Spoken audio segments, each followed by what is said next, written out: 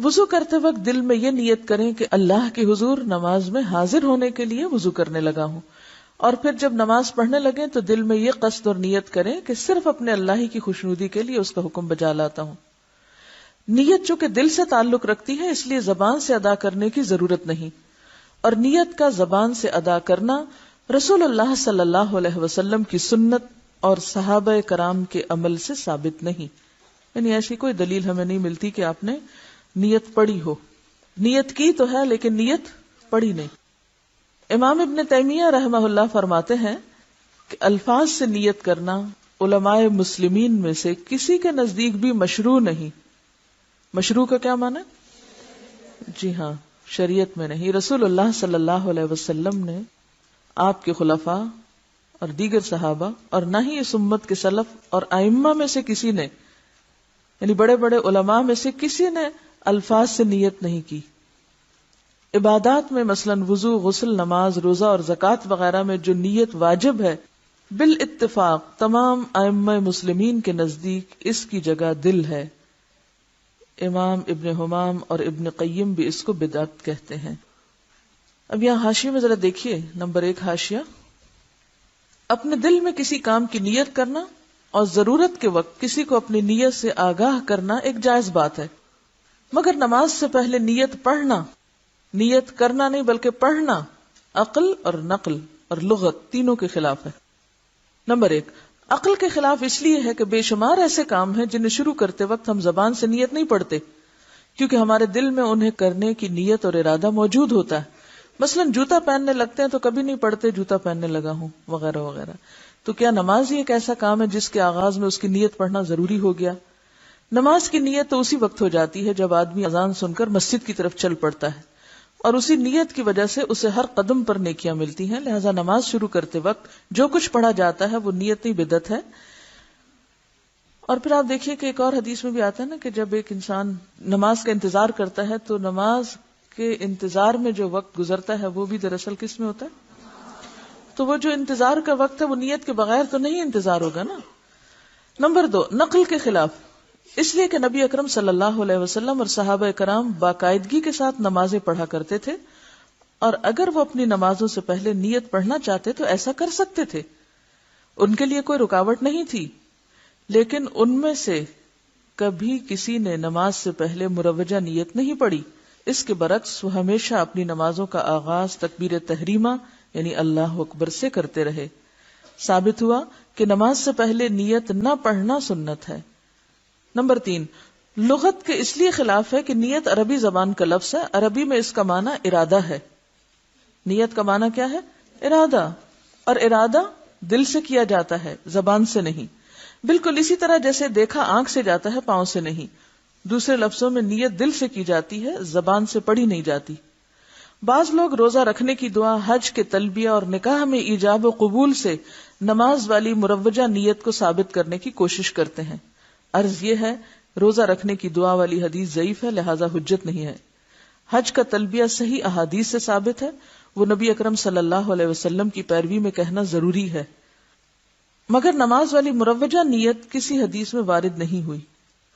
رہ گیا نکاح میں ایجاب و قبول کا مسئلہ، چونکہ نکاح کا تعلق حقوق العباد سے ہے، اور حقوق العباد میں محض نیت سے نہیں بلکہ اقرار، تحریر اور گواہی سے معاملات طے پاتے ہیں۔ یعنی وہاں صرف ارادہ ہی کافی نہیں کہ کوئی شخص نکاح کا ارادہ کر لے، اگر اس طرح صرف ارادے سے نکاح ہو جائے تو کوئی بے نکاح نہ رہے۔ جبکہ نماز میں تو بندہ اپنے رب کے حضور کھڑا ہوتا ہے جو تمام نیتوں کو خوب جاننے والا ہے، پھر وہاں نیت پڑھنے کا کیا تک بنتا ہے؟ قیام۔ حضرت عمران بن حسین رضی اللہ عنہ بیان کرتے ہیں کہ مجھے بواسیر کی تکلیف تھی، نبی صلی اللہ علیہ وسلم نے فرمایا، صلی قائما فإن لم تستطع فقاعدا فإن لم تستطع فعلى جنب، کہ ممکن ہو تو کھڑے ہو کر نماز ادا کرو، اگر طاقت نہ ہو تو بیٹھ کر، اگر بیٹھ کر ادا کرنے کی بھی طاقت نہ ہو تو لیٹ کر نماز ادا کرو۔ یہ حکم کس کے لیے؟ بیمار کے لیے، لیکن اصل کیا ہے؟ قیام۔ نبی صلی اللہ علیہ وسلم نے دیکھا کہ کچھ لوگ بیٹھ کر نمازیں ادا کر رہے ہیں۔ آپ نے فرمایا، بیٹھ کر نماز ادا کرنے والے کو کھڑے ہو کر نماز ادا کرنے والوں کی نسبت نصف ثواب ملے گا۔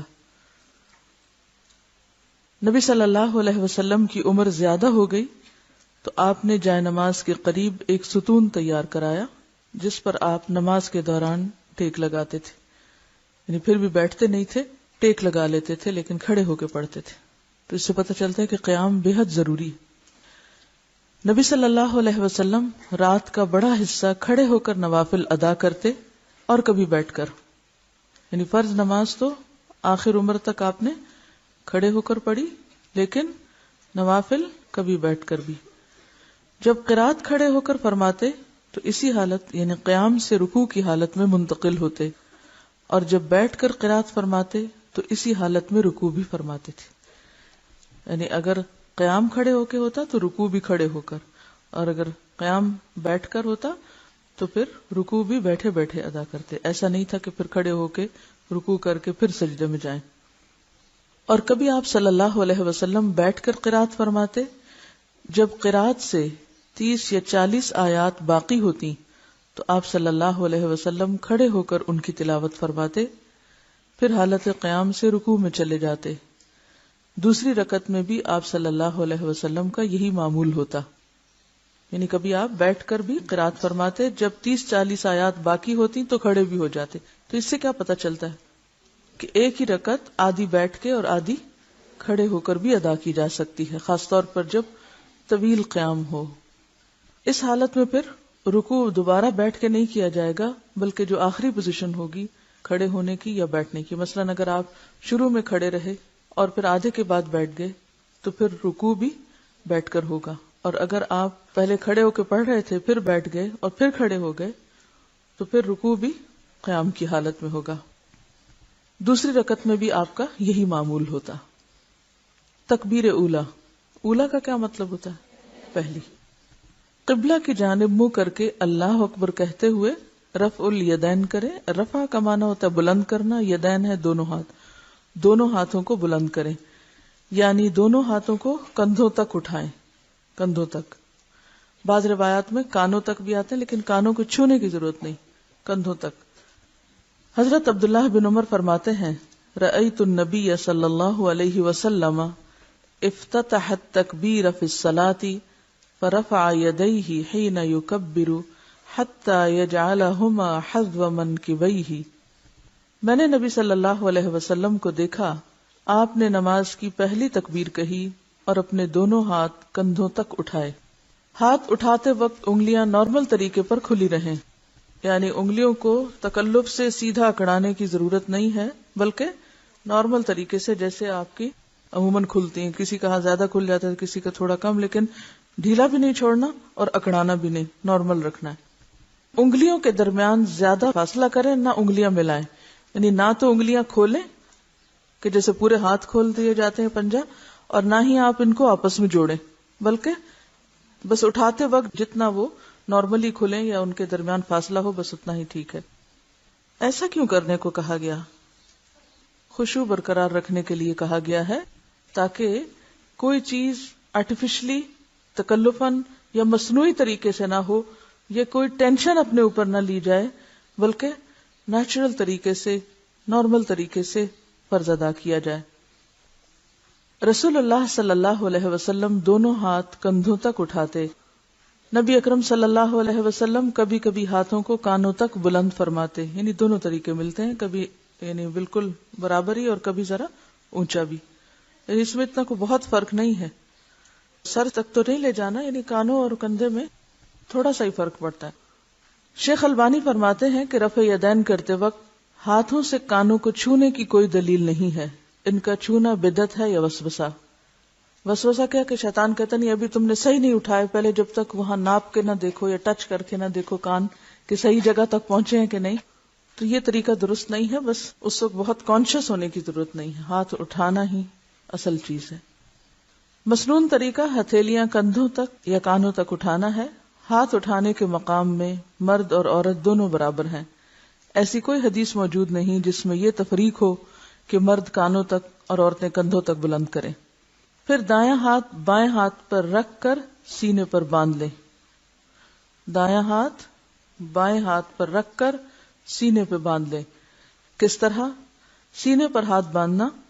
حضرت وائل بن حجر رضی اللہ عنہ کہتے ہیں کہ میں نے رسول اللہ صلی اللہ علیہ وسلم کے ساتھ نماز پڑھی تو آپ نے اپنے ہاتھ یعنی دایاں ہاتھ بائیں ہاتھ پر رکھ کر سینے پہ باندھے۔ حضرت حلف رضی اللہ عنہ فرماتے ہیں کہ میں نے رسول اللہ صلی اللہ علیہ وسلم کو سینے پر ہاتھ رکھے ہوئے دیکھا۔ حضرت وائل بن حجر رضی اللہ عنہ رسول اللہ صلی اللہ علیہ وسلم کی نماز کا طریقہ بیان کرتے ہوئے فرماتے ہیں کہ آپ نے دائیں ہاتھ کو بائیں ہاتھ کی ہتھیلی کی پشت، اس کے جوڑ اور کلائی پر رکھا۔ ہمیں بھی دایاں ہاتھ بائیں ہاتھ پر اس طرح رکھنا چاہیے کہ دایاں ہاتھ بائیں ہاتھ کی ہتھیلی کی پشت، جوڑ اور کلائی پر آ جائے، جوڑ اور کلائی پر آ جائے، اور دونوں ہاتھوں کو سینے پر باندھا جائے تاکہ تمام روایات پر عمل ہو سکے۔ حضرت سہل بن سعد سے روایت ہے کہ لوگوں کو رسول اللہ صلی اللہ علیہ وسلم کی طرف سے یہ حکم دیا جاتا تھا کہ نماز میں دایاں ہاتھ بائیں کلائی پر رکھیں، دایاں ہاتھ بائیں کلائی پر رکھیں۔ رہی حضرت علی رضی اللہ عنہ کی روایت کہ سنت یہ ہے کہ ہتھیلی کو ہتھیلی پر زیر ناف رکھا جائے، تو اسے امام بہقی اور حافظ ابن حجر نے ضعیف قرار دیا ہے، اور امام نووی فرماتے ہیں کہ اس کے ضعف پر سب کا اتفاق ہے۔ تو اب آپ دیکھیے کہ ہاتھ کیسے آپ رکھیں گے، ہتھیلی پر، ٹھیک ہے؟ تو انگوٹھا اور چھوٹی انگلی کہاں آ جائیں گے؟ کلائی پر، اور باقی ہاتھ کا حصہ جوڑ پر، ٹھیک ہے؟ اب کر کے دیکھیے کہ سینہ بھی نہ تو ہاتھوں کو اوپر چڑھانے کی ضرورت ہے، کئی لوگوں کو میں نے دیکھا کہ وہ ہاتھوں کو اوپر رکھے ہوئے ہوتے ہیں، یہ نہیں رکھنے کا طریقہ، ٹھیک ہے؟ کئی لوگ اپنے کندھے بھی ساتھ سکیڑ لیتے ہیں اور وہ سمجھتے کہ شاید بہت ہی اونچا چڑھا کے اوپر رکھنا مراد ہے۔ اس میں آپ دیکھیے کہ نارمل اور نیچرل طریقے سے کھڑے ہوں۔ عورتوں اور مردوں کی نماز میں کوئی فرق نہیں۔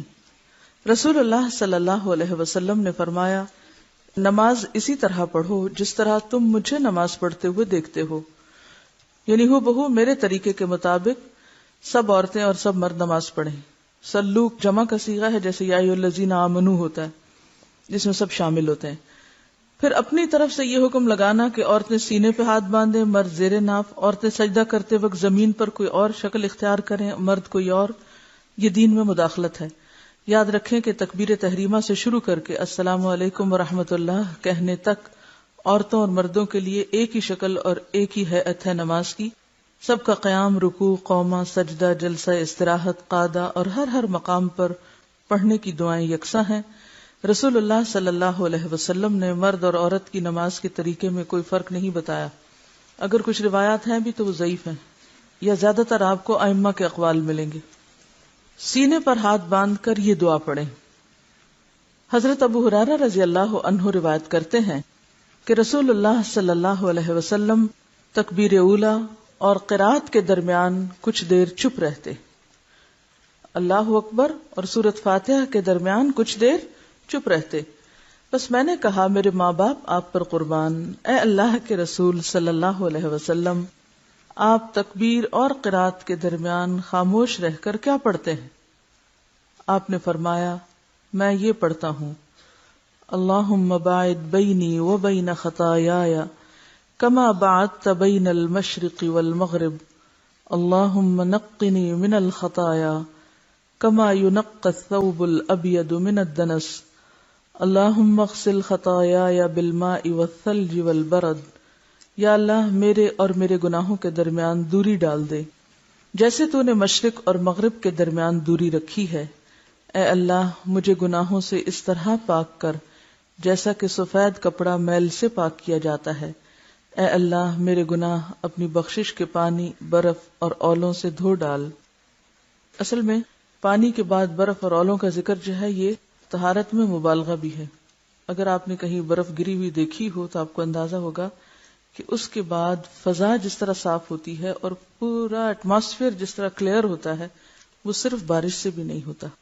یعنی جتنی پولوشن برف باری کے بعد ختم ہوتی ہے اور جس طرح ہر طرف سفید چادر تن جاتی ہے، اور رات کے وقت بھی ایسی گلیئر اٹھتی ہے اس سفید برف سے کہ یوں لگتا ہے کہ دن چڑھا ہوا ہے یا کہیں نہ کہیں تیز چاند چمک رہا ہے۔ اور یہ اسی پچھلے مجھے رمضان کے بعد جب میں باہر تھی تو اتنی شدید برفباری دیکھنے کا اتفاق ہوا. جب میں آدھی رات کے وقت اٹھی تو واش روم میں گئی تو میں نے دیکھا کہ باہر کچھ جیسے روشنیاں ہیں، اور وہ کیا تھی کہ برف کی گلیئر تھی. یعنی اتنی سفیدی نظر آتی ہے ایون رات کے وقت بھی کہ اس سے زیادہ پاکیزگی اور صفائی کا کوئی کانسیپٹ نہیں ہو سکتا. تو اس وقت مجھے یہ دعا سمجھ میں آئی کہ یہ کیوں کہا گیا کہ اللہ میرے گناہ پانی، برف اور اولوں سے دھو ڈال. تو یہ انتہا درجے کی صفائی کی طرف اشارہ ہے کہ جس میں ہوا بھی صاف ہو، جس میں فضا بھی، اور جس میں زمین بھی، اور ہر چیز ایک طرح سے سفید چادر سے ڈھک جائے. مثلا آپ دیکھتے ہیں آپ کارپیٹ پہ بیٹھتے ہیں تو اس پہ چادریں ڈالتے ہیں سفید. تو سفید چادر کس لیے ڈالتے ہیں؟ کیونکہ وہ صفائی میں ایک مزید صفائی کا اضافہ ہے. اور کلر سفید ہی کیوں؟ حالانکہ کوئی اور رنگ ہوتا تاکہ میل نظر نہ آتی، کیونکہ عام طور پہ لوگ کہتے ہیں نا میل خورا ہو، گندگی ہو مگر ہمیں نظر نہ آئے. اسی طرح آپ کو کیوں کہا جاتا ہے کہ سفید کپڑے پہنے؟ تاکہ وہ صفائی کا ایک احساس بھی ہو. بعض اوقات صرف صفائی کا ہونا کافی نہیں بلکہ صفائی کا احساس ہونا جو ہے وہ بھی ضروری ہوتا ہے. تو جب آپ اس طرح کی دعائیں مانگتے ہیں نماز میں تو اس سے نماز جو ہے ہی گناہوں کو دھونے کا ذریعہ، تو اس احساس میں مزید اضافے کا سبب ہوتی. اور یہ دعا صحیح بخاری میں آئی ہے. یا یہ دعا پڑھیں، رسول اللہ صلی اللہ علیہ وسلم کے پیچھے ایک شخص نے کہا اللہ اکبر کبیرہ والحمد للہ کثیرہ وسبحان اللہ بکرۃ واصیلا. اللہ سب سے بڑا ہے، بہت بڑا، ساری تعریف اسی کی ہے، وہ ہر عیب سے پاک ہے، صبح اور شام ہم اسی کی پاکی بیان کرتے ہیں. یہ سن کر رسول اللہ صلی اللہ علیہ وسلم نے فرمایا کہ اس شخص کے لیے آسمان کے دروازے کھول دیے گئے ہیں. یعنی ایک شخص نے یہ دعا پڑھی تو آپ نے کیا فرمایا کہ اس کے لیے آسمان کے دروازے کھول دیے گئے ہیں. حضرت ابن عمر نے فرمایا جب سے میں نے رسول اللہ صلی اللہ علیہ وسلم سے یہ بات سنی ہے میں نے ان کلمات کو کبھی چھوڑا نہیں. اور ہم میں سے کسی نے کبھی یہ کلمات کیوں؟ پتہ ہی نہیں. جہالت نعمت ہے، نعمت ہے نا. کتنی بڑی خیر سے ہم بعض اوقات محروم رہتے ہیں لا علمی کی وجہ سے. یہ صحیح مسلم کی روایت ہے. ہم سمجھتے ہیں ہم بہت کچھ پڑھ چکے ہیں، بہت کچھ جان چکے ہیں. اس کلمے کو ادا کرنے میں کتنی دیر لگتی؟ کچھ بھی ٹائم نہیں لگتا. بعض اوقات آپ جلدی میں بھی ہوتے ہیں اور پہلی دعا یا جو آگے آ رہی وہ نہیں بھی پڑھیں تو یہ آپ دیکھیں مختصر ترین بھی ہے اور فائدے میں مؤثر ترین ہے. یا یہ دعا پڑھیں سبحانک اللہم و بحمدک و تبارک اسمک و تعالی جدک ولا الہ غیرک. اے اللہ تو پاک ہے، ہم تیری تعریف کے ساتھ تیری پاکی بیان کرتے ہیں. تیرا نام بڑا ہی بابرکت ہے، تیری بزرگی بلند ہے، تیرے سوا کوئی معبود نہیں. یہ ترمذی کی روایت ہے. پھر یہ پڑھیں اعوذ باللہ السمیع العلیم من الشیطان الرجیم من ہمزہ ونفخہ ونفثہ. اللہ کی پناہ مانگتا ہوں جو ہر آواز کو سننے والا اور ہر چیز کو جاننے والا ہے، مردود شیطان کے شر سے، اس کے خطرے سے، اس کی پھونکوں سے اور اس کے وسوسے سے. کتنی خوبصورت دعا ہے، کتنی خوبصورت طریقے کی پناہ مانگی گئی ہے. اعوذ باللہ السمیع العلیم من الشیطان الرجیم من ہمزہ ونفخہ ونفثہ. بسم اللہ الرحمن الرحیم. الحمد للہ رب العالمین الرحمن الرحیم مالک یوم الدین ایاک نعبد و ایاک نستعین اہدنا الصراط المستقیم صراط الذین انعمت علیہم غیر المغضوب علیہم ولا الضالین آمین. اللہ کے نام سے شروع کرتا ہوں جو نہایت رحم فرمانے والا بے حد مہربان ہے. ساری تعریف اللہ کے لیے ہے جو تمام مخلوقات کا رب ہے، بے حد رحم کرنے والا، بے حد مہربان ہے، بدلے کے دن کا مالک ہے. اے اللہ ہم تیری ہی عبادت کرتے ہیں اور تجھی سے مدد مانگتے ہیں. ہمیں سیدھے راستے پر چلا، ان لوگوں کے راستے پر جن پر تو نے انعام کیا، جن پر غضب نہیں کیا گیا، جو گمراہ نہیں ہوئے. حضرت انس رضی اللہ عنہ فرماتے ہیں کہ رسول اللہ صلی اللہ علیہ وسلم حضرت ابو بکر اور عمر رضی اللہ عنہ قرات الحمد للہ رب العالمین سے شروع کرتے. یعنی اعوذ باللہ اور بسم اللہ نہیں پڑھتے تھے بلکہ ڈائریکٹ سورۃ الفاتحہ سے شروع کرتے. حضرت انس کہتے ہیں کہ میں نے رسول اللہ صلی اللہ علیہ وسلم، ابو بکر، عمر اور عثمان کے پیچھے نماز پڑھی، وہ بلند آواز سے بسم اللہ نہیں پڑھا کرتے تھے. ٹھیک ہے، یعنی دل میں پڑھتے تھے. آپ بسم اللہ الرحمن الرحیم سرن یعنی آہستہ پڑھتے تھے. امام ابن تیمیہ فرماتے ہیں کہ حدیث کی معرفت رکھنے والے اس امر پر متفق ہیں کہ امام کے لیے بسم اللہ زور سے پڑھنے کی کوئی صریح روایت نہیں ہے، لیکن اگر ہم اپنے دل میں نماز پڑھ رہے ہیں تو اعوذ باللہ بسم اللہ سب پڑھیں گے. اگر نماز میں جمائی آ جائے تو اسے حد الوسع روکیں، نہ رکے تو منہ پر ہاتھ رکھیں اور آواز بلند نہ کریں، کیونکہ جمائی لیتے وقت بلند آواز کرنا جو ہے وہ نماز میں خلل کا ذریعہ ہے. یہ جو دعائیں آپ نے پڑھی ہیں ان کو ذرا ایک دفعہ دوہرا لیتے ہیں. اللهم باعد بيني وبين خطاياي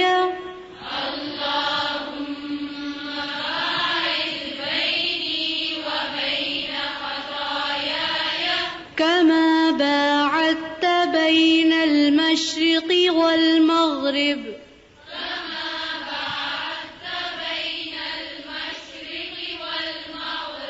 اللهم نقني من الخطايا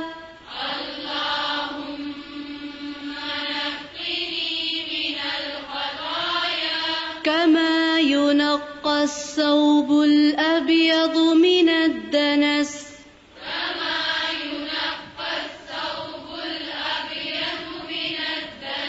اللهم اغسل خطاياي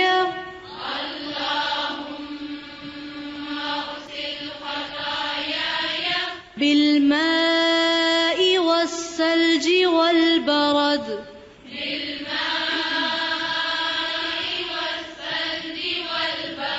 سبحانك اللهم وبحمدك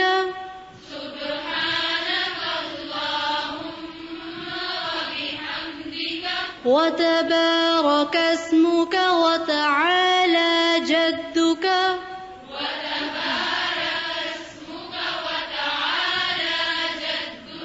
ولا إله غيرك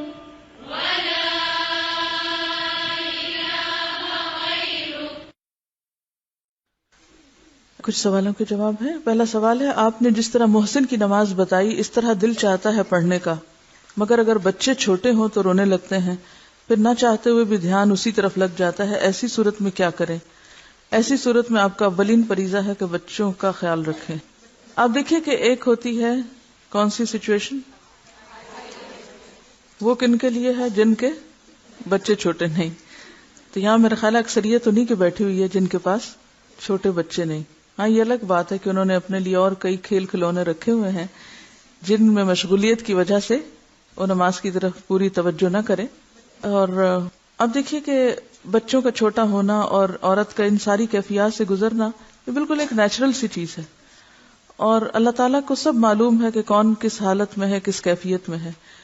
ایون بچے چھوٹے بھی ہوں تو ایسا نہیں ہوتا کہ سارا وقت بچے جاگ ہی رہے ہوں. مثلاً آپ جب وہ سو جائیں پھر عشاء کی نماز پڑھ سکتے ہیں، یا فجر کی، یا تہجد کی، یا دن میں کسی وقت، کیونکہ ہمیشہ بچے ایک حالت میں نہیں رہتے، بچے بھی ایک حالت سے دوسری حالت میں چلتے چلے جاتے ہیں. اور جب ایسا وقت ہو کہ بچے واقعی بہت چھوٹے ہیں اور بہت پریشان کن حالات ہوں تو پھر اللہ تعالیٰ جانتا ہے کہ کون کس مشکل میں ہے. لا یکلف اللہ نفسا الا وسعها.